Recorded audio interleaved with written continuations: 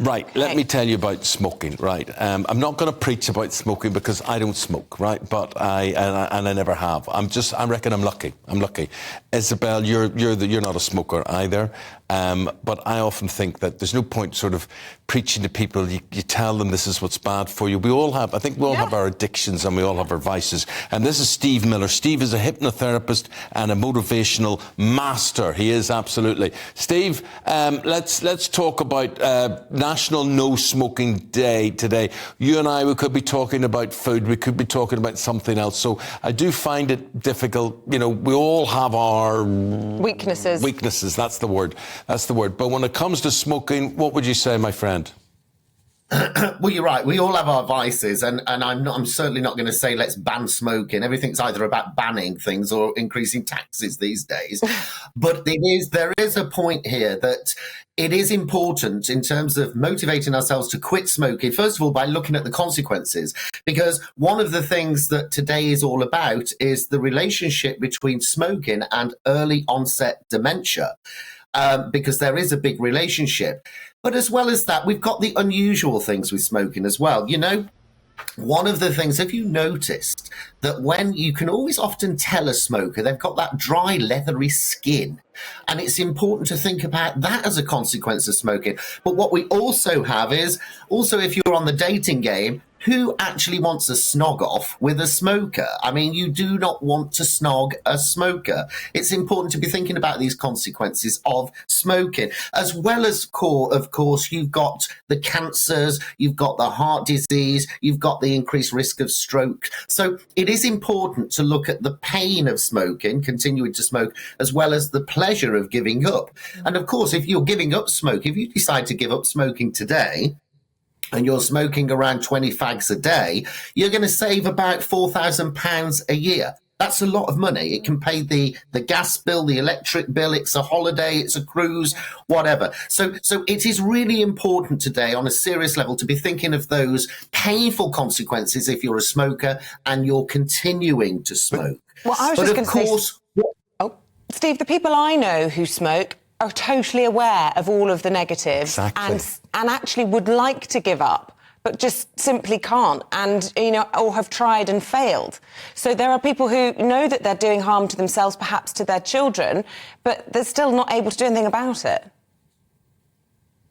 Yes, and I'm going to come on now to, so what do you do today if you're a smoker? Well, the first thing, there are many things to consider. The first one, of course, is nicotine replacement patches, which do have some success with some people.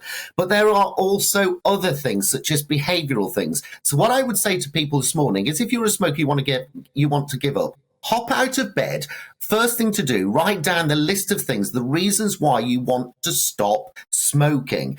The other thing, which is quite a strong motivational measure, is also today to get out of bed and look at those photos of your grandchildren or your children, and to be thinking about how much pleasure you get from the relationship with those kids. And if you continue to smoke, it's likely they're going to be crying and having tears at an early grave. That's a hard message, but it's a reality. Smokers die earlier. The other thing that I would say is, of course, hypnotherapy is a great intervention of support to help people to stop smoking by planting suggestions into the mind, into the subconscious mind, that you're letting go of smoking as a habit, and to reintroduce something much more positive to help you to manage the habit as you move forward. So there are many things that we can do there. And I would say it's not just about nicotine replacement patches. It's also about behavioral things.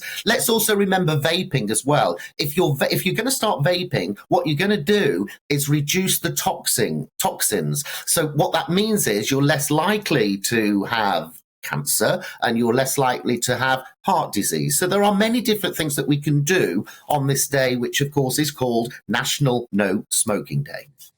Steve, the other thing is, I just want to make people feel comfort. Everybody feels, oh, it must be people, somebody will be watching or listening to us today and they'll think, oh, it's only me and I have this habit and it's terrible and it's a bit of a dirty habit. I don't want anybody to know about it and whatever. But I can tell you this, about 50% of the television and radio presenters you will hear and listen to today will be smokers. And they will do this preachy, pious thing that it's awful to smoke and you shouldn't smoke and it's terrible and it's going to kill you and you'll all go to hell because you do it. But they're all doing it because nothing deters them from being thin. At least I'm fat, but I don't smoke. You know, so that's sort of one thing there. Yeah, but you're looking as fat. What's that, mate? What? I say you're not looking as fat as what you were, mate. You're looking pretty good to me, I have to say. I looked at you this morning, and I looked at you this morning. I thought actually I quite fancy him. He was very fat. It's because he's in his Cadbury's milk tray suit today. See, I may be fat, but I'm good looking. That's the good combination there. But the thing inside, the people who are the smokers, gosh, they love to be thin. I see in the paper today there's a diabetes drug that they're going to make available on the NHS, and they're all going to be getting this as well as the shortcut to being thin. Can you get, or are you aware of being able to get sort of, I know you get the nicotine patches, is there any sort of injection you can get to wean you off smoking? Well, not that I'm aware of, but can I just say something on the weight loss injection that you've mentioned? Is there is a potential, I highlight the word potential, side effect of tumours and cancer. So I'm not a fan of that particular injection at all. That is a potential side effect. Steve, as someone who has once tried hypnotherapy, not for giving up smoking, but for something else. Sex addiction. Wasn't that? I can confirm, and bear in mind my mother probably is watching. No, I actually don't think they could get me under. They can't tranquilise this beast. So how, if someone's thinking about doing hypnotherapy, does it always work? And does it work with giving up smoking as well? What's the success rate?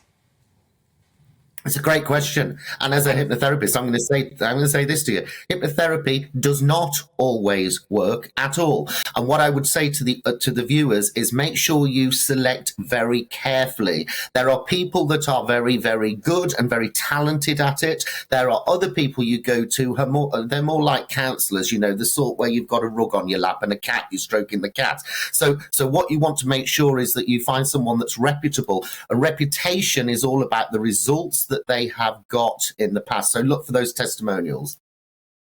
Always a pleasure, my friend. Thank you very much indeed. Top hypnotherapist and motivation master, Mr. Steve Miller, whose body is a temple. Have you ever been hypnotised? By Steve. By anyone? Steve, are you there? Is he still there? Where's he gone? You might still be able to hear. It might take them a minute to find him, though. Yeah, here he is. Steve, somebody tried to hypnotise me once and nothing happened. This is the thing. Is it my fault or theirs? I feel like it's my fault. Can't switch my brain. No, it's not. No, it's not your fault at all. There is there's lots of different definitions of hypnosis, and what hypnosis is an altered state of conscious alertness, right? And that doesn't. It's not a general anaesthetic, so you don't have to be, as you mentioned earlier, under. So you're kind of not aware of anything. You'll always be aware, but it's kind of that sort of sense when you're neither totally awake nor totally asleep. It's somewhere in the middle, so that your mind is open and you can use the power of your imagination to input new habits, new patterns of behaviour. Steve, those TV shows where people used to get up and pretend to be cats and then they'd click the finger and they'd wake up, is that all acting? Oh, in my opinion, of course it is. I mean, well, acting is one definition of it, but it's a kind of it's a response to someone that has an authority. So the hypnotist has an authority on the stage, and of course, people follow authority, because otherwise, if you don't follow the authority, you're going to look a bit daft on. Yeah. Okay. Well, thanks, Steve. Appreciate it. Thanks for your insight there. Stay well, stay healthy, my friend. Thank you very much indeed.